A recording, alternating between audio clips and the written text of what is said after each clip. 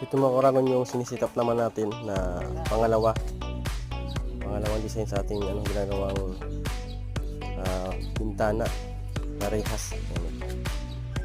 So mayroon na tayong nagawa kahapon na natin na pinapag-grinder na natin yung itsura niya.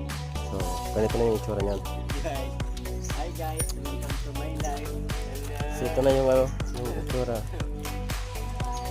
na nagawa natin. So bali i-grinder na rin yung tuto. Ito i-grinder nyo na. Ito na yung na-set up natin. So kakabit na lang ito bukas pag na-primeran na. Yun na, napulwid natin. So ang ganda dito sa ginagawa natin dahil hindi ko hinayaan na pinaka-pulwid kasi yung ibang gumagawa. Puro lang ispat. So ako, pinapulwid ko yan para matibay, hindi makalas agad. Yan, mga nakapulwid yan. So hindi ko lang pinapulwid yun dito dahil mahirap kasi itong grinderin. Dahil yun natin pinapulwid.